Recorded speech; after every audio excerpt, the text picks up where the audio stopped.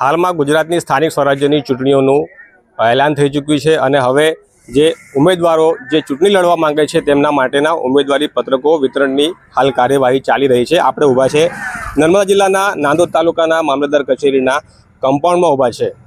તો એક મીડિયા તરીકે, એક મીડિયા પર્સન તરીકે અમારી ફરજ છે કે લોકો સુધી આ ચૂંટણીની પ્રક્રિયાની માહિતી પહોંચાડવામાં આવે અને એના અનુસંધાને અમે નાંદોદના મામલતદાર પાસે, મામલતદારના જે ચૂંટણી અધિકારી છે તેમની પાસે પહોંચ્યા હતા અને તેમને પૂછ્યું હતું કે હાલ સુધી જે તાલુકા જિલ્લા પંચાયતના જે ઉમેદવારો છે એના માટે કેટલા ઉમેદવારી પત્રકો અહીંયાથી ઇસ્યુ કરવામાં આવ્યા છે અને કેટલા ઉમેદવાર અહીંયાથી ઉમેદવારી પત્રક લઈ ગયા છે। ત્યારે જે ચૂંટણી અધિકારી છે તેમના દ્વારા કહેવામાં આવ્યું કે અમે આ પ્રકારની કોઈ પણ માહિતી તમને આપી શકીએ તેમ નથી અને એના માટે તમારે જો જાણવું હોય તો તમે મામલતદાર સાહેબને જઈને મળો, એ કહેશો તો અમે તમને આની માહિતી આપીશું।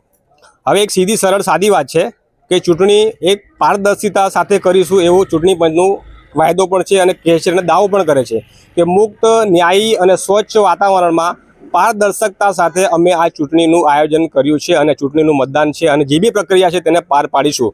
ત્યારે આ પ્રથમ પગથિયું છે કે જ્યાં હજી તો કેટલા ફોર્મ વિતરણ કરવામાં આવ્યા છે એની જ માહિતી આ ચૂંટણી તંત્ર છુપાવી રહ્યું છે।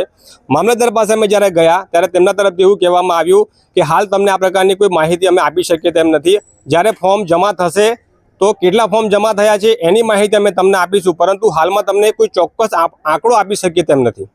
ત્યારે આ બાબતે અમે તેમને કીધું કે અમે મીડિયા તરીકે લોકો સુધી સાચી માહિતી પહોંચાડવા માટે આ કાર્ય કરી રહ્યા છે, ત્યારે આ માહિતી આપવામાં શું વાંધો છે? તો એમને પણ માઠું લાગી ગયું કે તમે આ પ્રકારના સવાલો કેમ ઉઠાવી રહ્યા છો।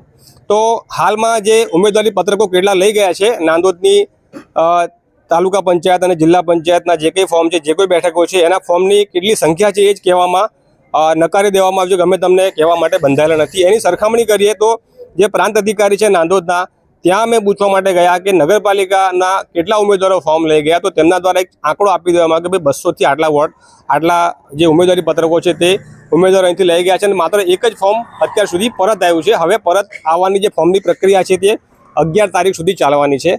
તો એક સીધી સરળ માહિતી છે, કોઈ સંવેદનશીલ માહિતી નથી, છુપાવવાનો કોઈ આશય નથી, છતાં પણ નાંદોદના મામલતદાર દ્વારા જે ચૂંટણી અધિકારી છે તેમના દ્વારા માહિતી છુપાવવામાં આવે છે, કહેવામાં નથી આવતી, નકારી દેવામાં આવી છે કે અમે તમને આવી કોઈ માહિતી આપવા માટે બંધાયેલા નથી।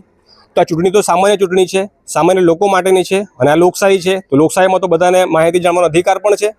તો એને આપવા માટે શું વાંધો હોઈ શકે છે? ખબર નથી પડતી, જે પણ કંઈ કારણ હોય તે, પરંતુ જે દાવો થાય છે કે અમે ચૂંટણી મુક્ત, ન્યાયી, સ્વચ્છ, પારદર્શક વાતાવરણમાં કરવાના છે એનું પ્રથમ પગથિયું છે। કેટલા ફોર્મ વિતરણ થયા છે એની પણ આ માહિતી આપવા માટે એક ચૂંટણી અધિકારીઓ છે તે ખચકાઈ રહ્યા છે।